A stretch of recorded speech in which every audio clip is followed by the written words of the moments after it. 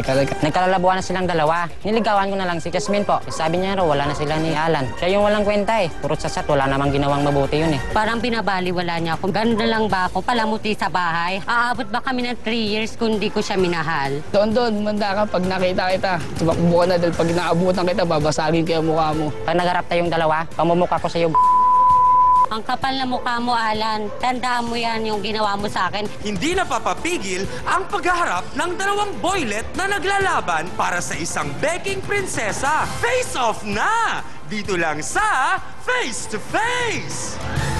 Mga ka-face-to-face, sumunod daw siya sa linya ng awiting bakla na lang ang ibigin. Subalit sa kabila ng lahat, ay napakalaki raw ng kanyang sama ng loob dahil ang jowa niyang Becky na itinuring niyang prinsesa ay inahas di umano ng kabarkada niya. Ano nga ba ang tunay na kwento? Narito po ang malungkot na kwento ng pag-ibig ni Alan Ornido. Pasok!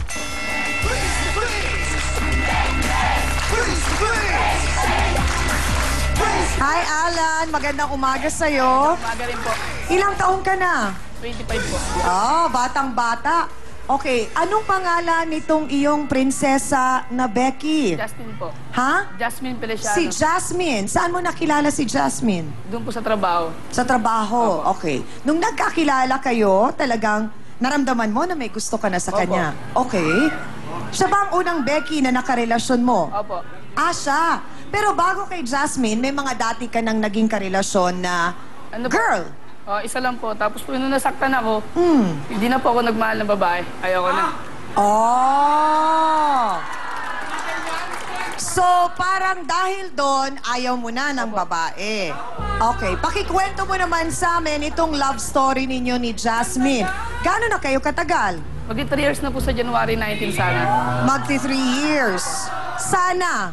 Bakit naging sana lang? Naghiwalay po kami. Kasi Oh. po, sa trabaho po ako, hindi ko alam niloloko niya na pala ako. Dati po, yung mga kwento sa akin ng mga barkada namin, di po ako naniniwala. Nagsasama ba kayo sa isang bahay? Nangungupahan po kami. Okay. So, bakit parang ang sabi na banggit sa research namin, ang dating prinsesa? Bakit? Pag nasa bahay po siya, wala po siyang ginagawa. Pagdating ko sa trabaho, ako pa magluluto. Naglalaba. Aba, bibihira ang ganyang lalaking magmahal, ha? Oo nga, Parang, Nainggit naman ako! So, paano mo sinabi yun kay Jasmine na parang prinsesa siya, gano'n? Sabi ko, O pinaramdam mo na lang? Di po, ramdam na ramdam niya naman po. Saan po siya makakita ng gano'n? Nakaupo lang siya. Nanood lang siya ng TV, lalabas, tatambay. Pag wala ako, gano'n ginagawa niya. Okay, so, pag nasa trabaho ka, sinong kasama niya? Ano po, doon lang po yung sa bahay. Minsan nga po, marami pa nagsabi siya, yung barkada, kasama niya nga po yung Don na yun. Sino yung Don? Yung barkada ko po, Okay. matagal na po siguro kababata So, ko rin nung po. sinabi mong prinsesa, talagang pati sweldo mo, lahat binibigay Opo, mo? sa kanya binibigay ko po. Kumukuha lang po ako pang-asahe, pang-kain ko. Teka naman, isa itong wow! Abay, hindi ba parang naramdaman ni Jasmine ang daming nainggit na Becky noon? Swerte nga po siya dahil... Buti nga po nagustuhan po siya ng mama ko eh. Oo, po sa tanggap kanya. ng mama mo. Okay. Tapos sabi niya, sana lang huwag kalokohin yan. Oo, pero itong Jasmine, ang itsura ba talagang babaeng-babae? Opo. Pero, babae. So hindi mo... Doktora, bakit kaya biglang yung atensyon nitong si Alan sa mga Becky na punta?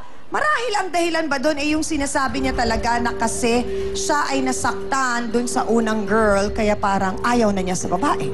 May mga pagkakataon, Chang, na kumisan, pag nasaktan ka sa yung una mong relasyon, chances are maghahanap ka na kailangan in control ka doon sa situation. So, maaring sabihin mo na hindi talaga ito yung lifestyle or yung orientation niya, pero nagiging ganito ang preference para nandito, makontrol ko yung sitwasyon, dahil kasi alam ko, makikinig siya sa akin, dahil kahit na iba na, yung ang preference niya, syempre sa Becky na, no? Tapos sasabihin mo, siguro hindi na ako masasaktan kasi hindi maghahanap ito dahil gagawin ko yung gusto mong mangyari doon sa una mong relasyon. Oo. Pero once na nagkaroon ng feeling to, parang ikaw mismo in doubt. Kaya palaging ginagawa mo ng paraan na magkaroon ng assurance yung sarili mo para i-assert mo, eto tama itong ginagawa ko at in-focus ako doon. Maraming pong salamat, Dr. Camille. Alan, totoo ba yun na sinasabi mong may nang-agaw yung kababata mo? Paano nangyaring naagaw pa? Kasi po, Dapat na-appreciate na ni Jasmine yung kabaitan mo na yun. ewan ko nga po ba't nagawa niya sa akin yun. Siguro po may pagkukulang din ako. Bakit Ano bang kulang doon? Puro trabaho lang naman yung natupag ko. Nagagalit daw po siya kasi po, lagi daw po akong busy sa trabaho. Hindi niya alam kung busy ako sa trabaho dahil para sa kanya rin yun. So, itong Don, nakausap mo na. Nagkaharap na kayo. Hindi pa po eh. Yun nga po Hindi yung pa? naantay ko. Gusto Okay. nga po Kailan mo nalaman na may relasyon sila? Matagal na po eh. Nagsasama pa po kami. Mag-iisang buwan na yata sila eh. Para pong pag nasa trabaho ko, nandun siya natutulog. Minsan kasi po hindi ako umuwi ng bahay kasi po, magdamag po ako sa trabaho, ganyan. So alam naman natin na masama sa loob mo ang naging pangyayari. Totoo Sobra ba? po, sir. Napag-alaman namin sa research na sa sobrang sama ng loob mo, umiinom ka ng dahil dito. Opo, pag nag-iinom po ako, parang hinahanap ko po. Lagi ko po siyang hinahanap. Sobrang galit ko. Hinahunting Yung mo. London po, para po nagagalit ako. Gusto ko siya makita, makausap ko siya ng personal. Ay, mga kasawsawan, tawagin na po natin ang hinahunting ni Alan, ang kabarkadang tinutukoy na di umano'y umahas sa kanyang mahal na prinsesa. Bakit ka naman ganyan, friend? Ala ko pa naman, friends tayo. Magsalita ka na, Donato Barangco. Pasok!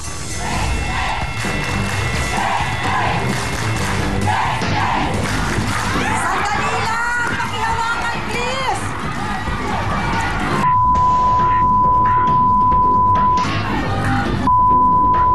Pag nakita kita nag-iisa, Hunting ka ni Alan, Donato. Opo. Diretsahang tanong, inagaw mo ba si Jasmine? Hindi po. Si Jasmine mismo yung lumikit sa akin. Si Donato nga kaya ang kontrabida sa istoryang to o siya ang sinasabing knight in shining armor ni Jasmine? Ang detalye po ng love story na to ating pong bubusisiin. Magbabalik po ang Face to Face.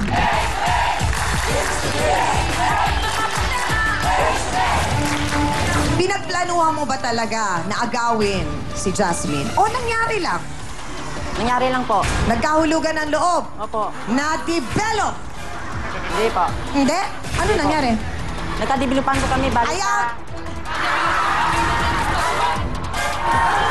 Diretsahang tanong, ano sa palagay mo ang lamang mo kay Alan? Mas pogi ako sa kanya.